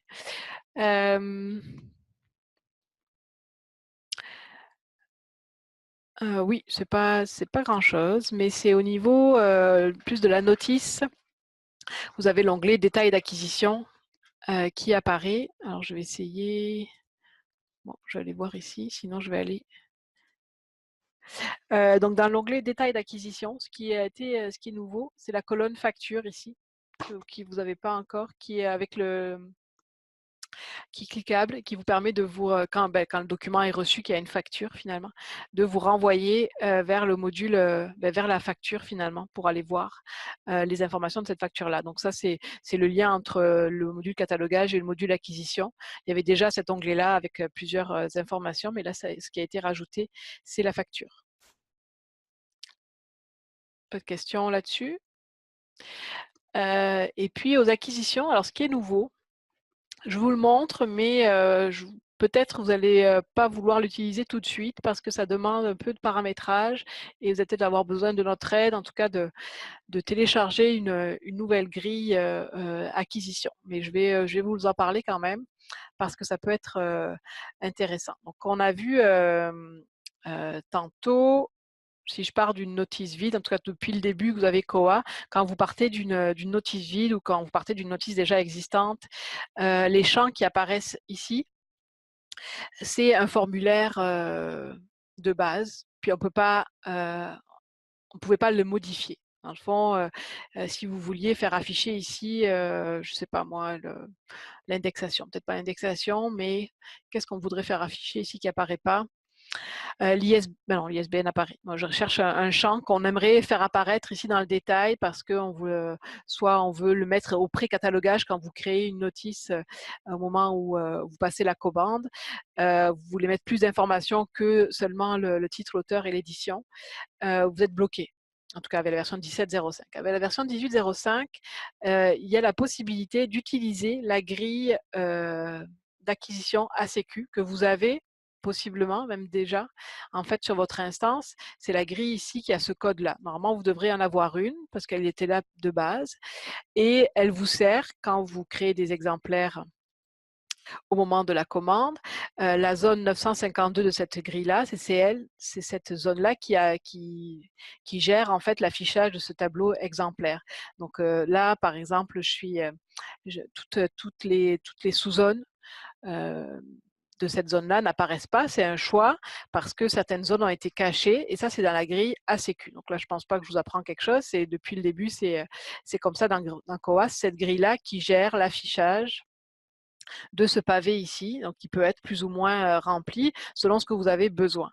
Parce qu'effectivement, quand vous créez une commande, vous n'avez pas forcément besoin d'avoir le champ perdu ou le champ, je ne sais plus, mais en tout cas, c'est celui en commande, la localisation peut-être et le type de document qui reste important. Donc cette grille ACQ a été utilisée que pour le champ exemplaire. Maintenant, on peut l'activer pour l'utiliser pour le détail.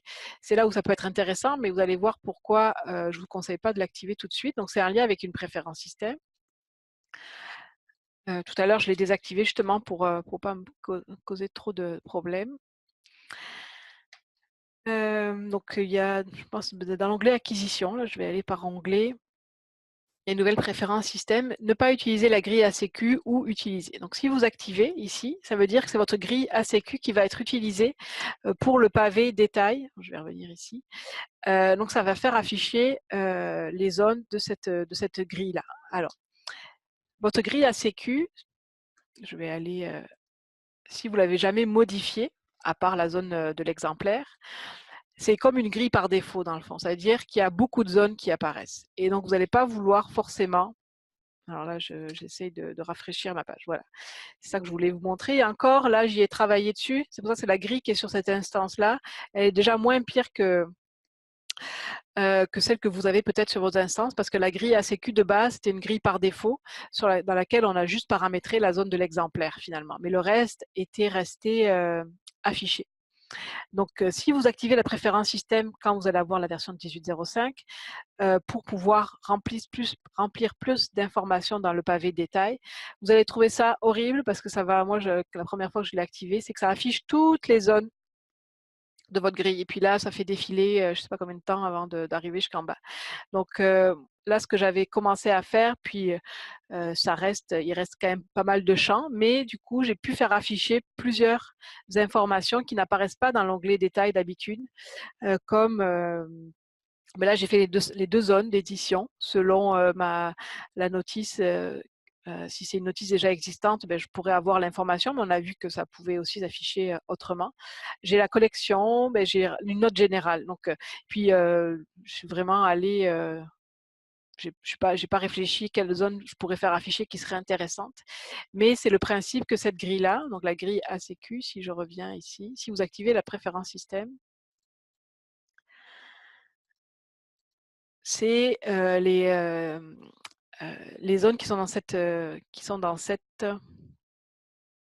grille-là. Donc là, moi, la grille ACQ elle est paramétrée. Je suis partie d'une grille où il n'y avait presque aucune zone, puis je les ai rajoutées au fur et à mesure parce que c'était plus rapide que partir d'une grille par défaut et d'aller cacher ou d'aller les rendre, comment dire, les ignorer. Donc, je suis partie d'une grille à presque rien, puis j'en ai rajouté quelques-unes. Donc, si ça vous intéresse d'avoir une grille particulière pour la grille ACQ, parce que vous voulez l'utiliser dans le module acquisition, pour avoir d'autres zones à remplir, parce qu'avant, vous étiez un peu limité avec le pavé détail, moi, je mettrai à disposition cette grille-là, puisque les grilles, on peut en importer et écraser les grilles si vous voulez l'utiliser. Après, la 952, c'est sûr qu'elle ne va peut-être pas correspondre à votre besoin, parce que là, la grille pour la zone 952, elle fait afficher ces informations-là. Peut-être que vous, c'est différent actuellement.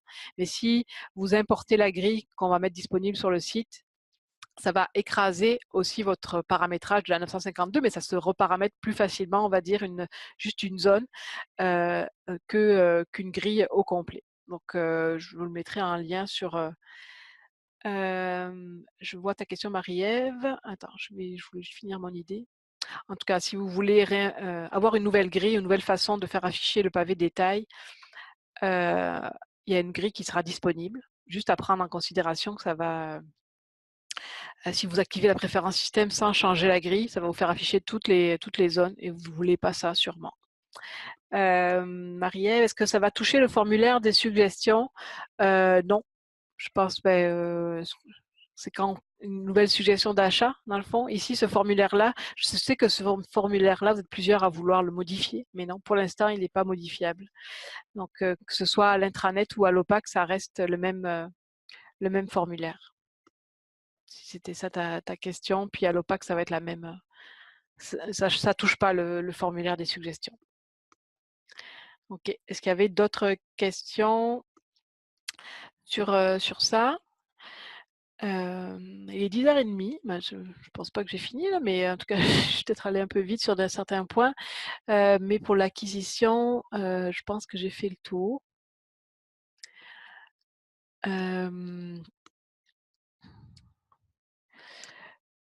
Oui.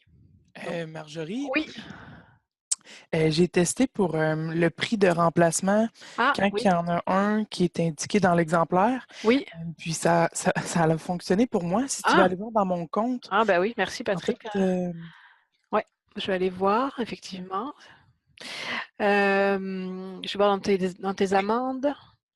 Donc là, on voit en fait le document perdu, le Ah 25 ben oui, ben c'était oui. vraiment le prix de remplacement du document. Donc, Ouais. c'est pas Est-ce que le 10 qui ben s'est oui. facturé. Là. Ouais, je sais pas pourquoi ça n'a pas fonctionné tantôt, mais merci d'avoir testé. Donc, je vais juste aller dans le. euh, Ah ouais, Attends. j'ai fait plusieurs tests Non, non, aujourd'hui. non, c'est correct. C'est parce que je cherchais la notice en fait pour aller. Attends. Si tu vas dans... Ouais. Moi, je vais prendre le code barre. C'est juste pour Ouais. aller. C'est pas que je te crois pas là. Juste pour vous montrer en fait qu'on vous. Je sais pas pourquoi ça n'a pas marché pour moi. Je peut-être allée trop vite, mais dans les exemplaires. Donc, il y avait bien le 25. C'est celui, bon, c'en est un autre peut-être que tu as modifié. Non, c'était celui-là. Je pense que c'était le premier, oui. Ouais, ouais, c'est celui-là. OK. Je me le suis réemprunté depuis. Je pense que tantôt, tu avais fait le test avant que je le réemprunte. Mais le prix de remplacement est bien à 25 ici. Donc, c'est bien le même code barre que j'ai cherché. Oh, c'est un autre. Non, c'est là, c'était l'autre. OK. Vous avez mis 25 aussi. Ouais. Donc, cet exemplaire-là, il y a bien le 25 $. C'est aussi un appareil électronique divers. Et donc, c'est ce 25-là qui s'est chargé à Patrick. Moi, je ne sais pas pourquoi ça a fonctionné. Là, je pourrais le retester tantôt pour prendre plus de temps. Donc, Alexandra, c'était peut-être pour répondre à ta question, mais le prix de remplacement, c'est bien chargé, celui qui était dans l'exemplaire. Et tout à l'heure, on a vu avec mon test à moi, quand il n'y en avait pas, c'était le prix par défaut qui s'était chargé. Merci, Patrick. Est-ce qu'il y avait des questions là-dessus? Non. Je reviens dans mes notes sur l'acquisition si j'ai oublié quelque chose, mais je pense pas. Ok. J'avais des préférences système que je voulais vous parler. Dans la documentation, on a listé comme toutes les préférences système qui sont nouvelles. Il y en a des plus intéressantes que d'autres. Là, je vais, comme il est 10h30, là, je vais prendre le temps de regarder. Donc là, vous allez avoir la liste des préférences système. Moi, ce que je vous conseille, demain, pour ceux qui passent ce soir, je vais vous montrer là sur le site de la communauté, après toutes les documentations, à la fin, vous avez la liste des préférences système. Comme c'est des nouvelles préférences système, elles viennent avec des valeurs par défaut dans ces préférences système-là. Donc, juste regardez comment elles sont paramétrées, surtout pour les plus importantes qu'on va regarder tantôt, pour être sûr que ça corresponde bien avec, surtout quand ça touche de la circulation. Je vais aller. J'en ai parlé quelques-unes tantôt des préférences système. Patrick aussi, peut-être demain, tu vas peut-être en parler, mais moins en détail.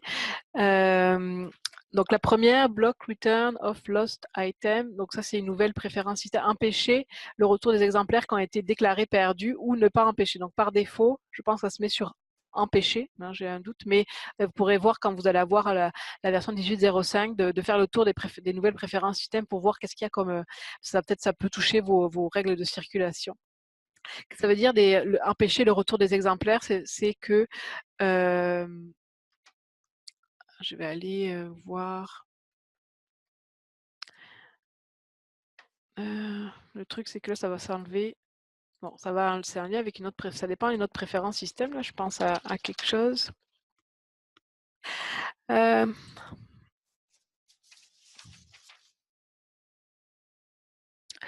Nanana. Ça aussi, hop. Je vais l'enlever juste pour vous montrer quelque chose. Donc là, j'ai un document qui est en prêt, je vais le déclarer perdu. Donc comme j'ai modifié la préférence système, c'est le retour ne s'est pas fait. Cette préférence système-là existe déjà, mais sauf qu'il y a des nouvelles valeurs. Donc, ça veut dire que là, j'ai choisi de ne pas faire le retour du document quand je déclare perdu. Mais si jamais le document revient au retour, c'est-à-dire si on fait un retour sur ce document-là pour un document perdu, du coup, c'est l'autre préférence système bloc return of lost machin, lost item. Donc, empêcher le retour. Ce que ça va faire, si on essaye de retourner un document qui a le statut perdu,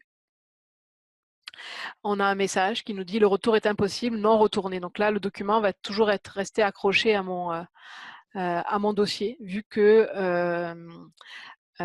j'ai activé la préférence système. Si je mets à ne pas empêcher, ça veut dire que si j'essaye de retourner le document, donc là, je vais attendre un peu.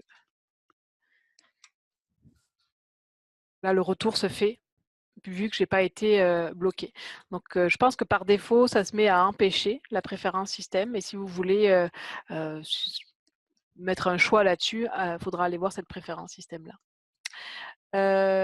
Une autre préférence système, je n'ai pas parlé, je vais revenir là-dessus, sur cette préférence, sur le mark lost item.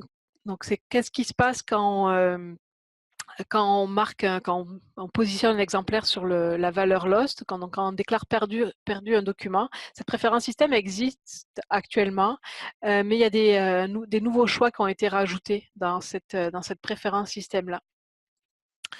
Là, c'est encore en anglais, mais il faudrait que je regarde dans la traduction, mais sinon, on va le documenter. Donc, from the old to, ça c'est le rapport pour les réservations à traiter. Donc, ce rapport-là, dans le module circulation, oui, effectivement, j'ai pas parlé il y a un changement d'affichage au niveau de cette page-là. Je ne sais pas si tu le montrais aussi, Patrick, demain, mais la page du module circulation a un peu changé. Ça a été regroupé en colonnes un peu différemment de ce que vous avez actuellement avec des boutons au lieu de liens. Donc, l'outil réservation à traiter, donc ça c'est quand il y a des réservations qui sont faites sur des documents disponibles. Donc si vous l'avez mis en action, dans le fond, c'est des documents qu'il faudrait aller chercher sur les rayons et aller les mettre de côté pour un utilisateur qui a fait une réservation là-dessus. Et donc, la préférence système ici, il y a un nouveau choix, mais je ne sais pas peut-être dans quel cas vous voudriez le faire, mais si on l'active ici, ça veut dire que dans ce rapport-là, on pourrait avoir la possibilité, et là je ne le vois pas, mais sûrement qu'il faut que je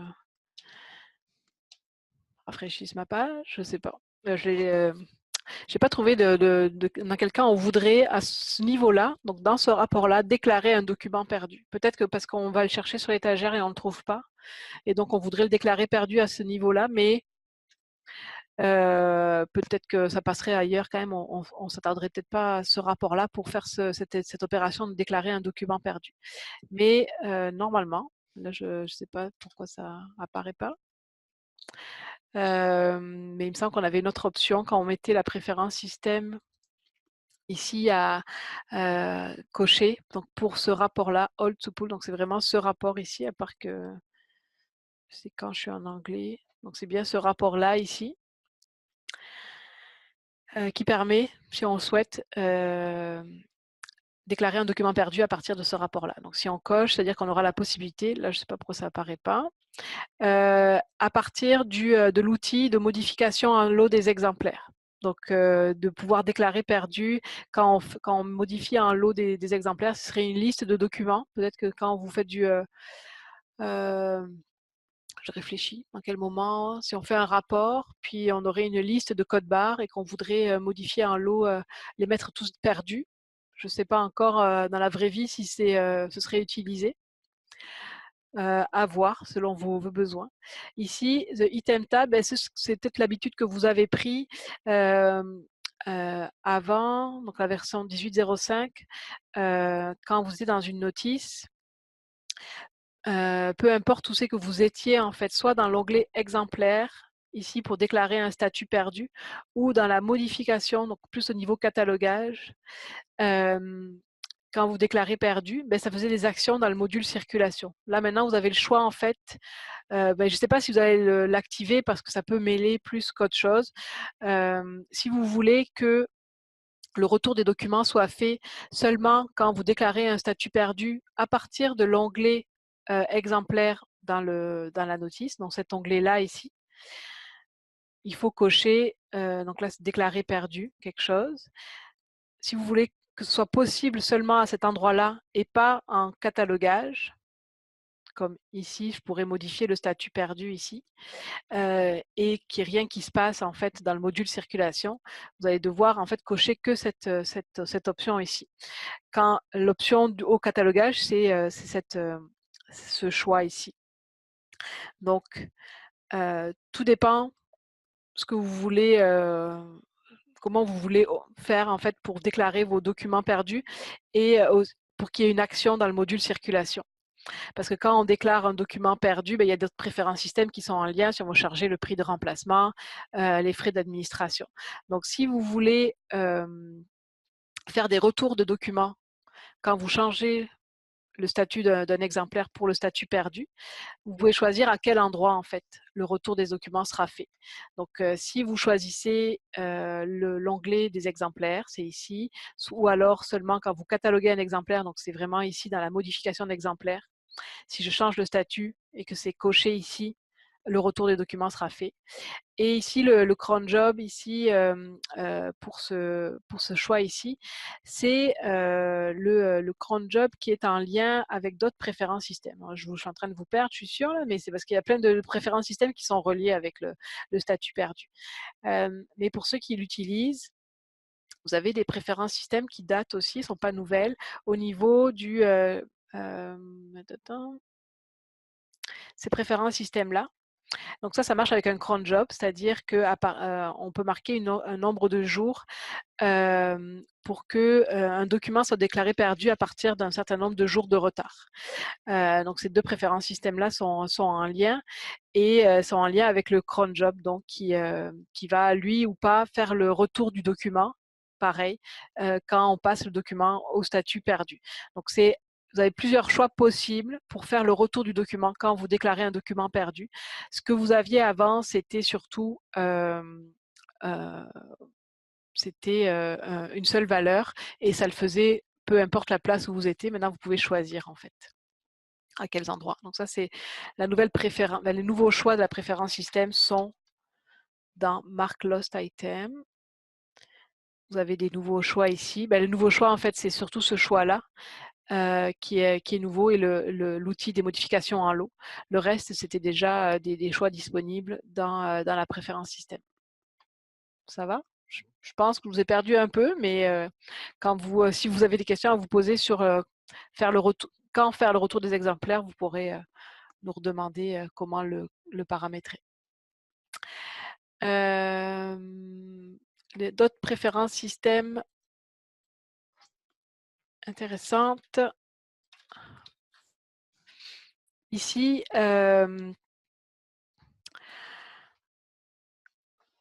vous pouvez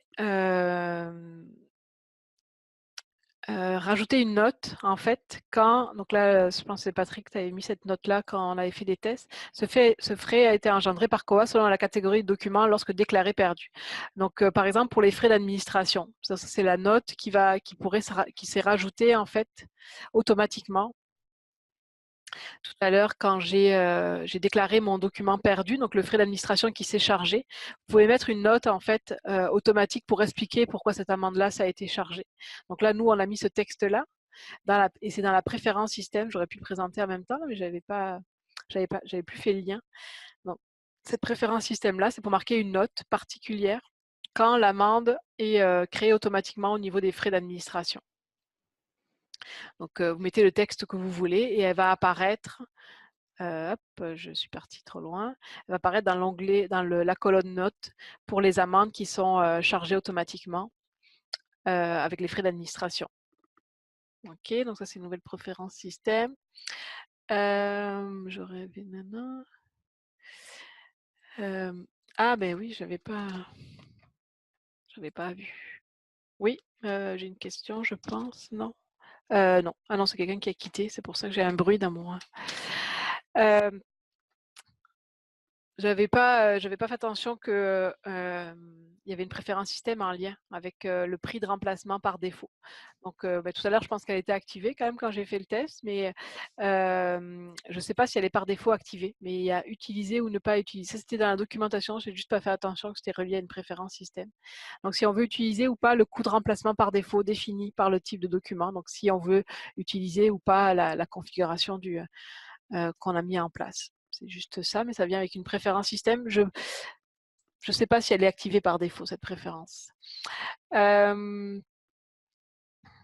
l'avais montré tout à l'heure, donc pour la sélection, si on veut activer ou pas, de pouvoir naviguer dans les notices à l'intranet. Donc je l'avais activé tout à l'heure, c'est une nouvelle préférence système. La préférence pour l'URL de la documentation marque, je vous en ai parlé. Sinon, il y a une préférence système qu'on utilisait déjà mais qui a été acceptée à l'international. Alors on l'a maintenant dans la version internationale. Ah oui, il y a une nouvelle préférence système qui concerne l'intranet. On a la même pour l'OPAC, mais maintenant il y a la même pour l'intranet. Staff login instruction, mais ça apparaît en fait, c'est un message qui peut apparaître sur la page de connexion, donc pour l'intranet. Si vous voulez indiquer à votre personnel en fait pour se souvenir, utiliser identifiant mot de passe, je sais pas là, réseau, si c'est les mêmes que vous avez.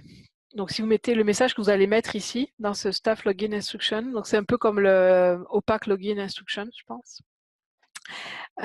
Si je me déconnecte, donc c'est le message apparaît ici quand la personne arrive. Donc vous pourrez mettre un autre message, mais ça apparaît à la page de connexion pour les personnes à l'intranet.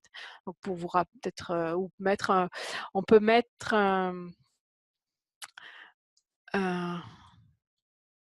du code HTML, donc un lien si jamais, je ne sais pas, vous voulez contacter, si vous avez oublié votre mot de passe, contacter la personne suivante. Ça pourrait être ce genre de message-là. Quand vous êtes une grosse équipe, peut-être, ça peut être pratique de mettre un message au niveau de la connexion donc à l'intranet. Et puis, donc la préférence système pour la grille ACQ, mais ça, je vous l'ai montré tantôt. Donc, pour activer ou pas, utiliser ou pas la grille ACQ, celle-là, elle est de base, elle est à ne pas utiliser. Donc, quand vous allez migrer, vous inquiétez pas, vous n'aurez pas la grille ACQ qui va apparaître tout de suite. Par défaut, elle est à ne pas utiliser quand vous allez migrer à la version 18.05.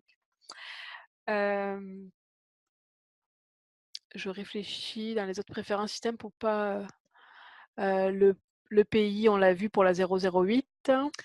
Marjorie? Ouais. Il y a la nouvelle préférence système pour le mot de passe de type fort. Je ne sais pas si tu voulais en parler, mais c'est en fait là, oui, je vais retry. required strong password. C'est vrai que je n'ai pas parlé, donc c'est une nouvelle préférence système. Et pareil, elle va être par défaut, elle va être à ne pas exiger, je pense. Mais ça dépend en fait. Bon, c'est sûr que les mots de passe, ça dépend comment ils sont gérés. Souvent, vous, les mots de passe, c'est pas forcément l'utilisateur qui le crée. Ça vient avec le fichier des utilisateurs qui viennent de Clara, ou alors quand vous êtes avec le LDAP, le mot de passe est vient en fait du compte utilisateur. Mais pour le personnel, en tout cas, vous pouvez exiger un mot de passe robuste en fait pour éviter d'avoir des mots de passe trop simples, donc qui doivent contenir un chiffre, une lettre minuscule, une lettre majuscule. Donc vous pouvez l'activer et bon, je pense pas que vous avez activé la création de compte à l'OPAC. Je pense pas. C'est un outil qui existe depuis la dernière version, pouvoir se créer des comptes automatiques manuellement à l'OPAC pour les utilisateurs, mais je ne pense pas que ce soit activé sur vos instances, mais vous pourrez exiger en plus que l'utilisateur choisisse un mot de passe assez fort. C'était ça, hein, Patrick, je pense, le principe. Est-ce que vous avez des questions? Je suis en train de regarder s'il me resterait des préférences système, en tout cas intéressantes. À vous montrer. Ah, mais je pense savoir pourquoi tantôt ça ne marchait pas. C'est pour ça que je ne l'avais pas assez testé, hein, sûrement. Pour le rapport, je vous disais qu'on pouvait choisir de pouvoir de faire le retour des documents quand on déclare des exemplaires perdus dans le rapport des réservations à traiter. En fait, il y a encore une préférence système. Donc, permet de marquer des exemplaires qu'on perdu, autoriser à inscrire des exemplaires qu'on perdu et à notifier les utilisateurs et ne pas permettre de... Donc là, c'était à ne pas permettre. Donc, c'est pour ça que je ne pouvais pas le faire. Je suppose que maintenant, dans mon... C'est ça, c'est ce qui me manquait. Donc là, je pourrais, à partir de ce rapport-là, mais encore une fois, je ne sais pas dans quel cas vous allez pouvoir déclarer l'exemplaire perdu. Donc là, du coup, il n'y a pas de réservation parce qu'on peut avoir des réservations seulement sur des exemplaires qui sont disponibles. Mais si je vais dans mon compte, je vais retrouver ma notice.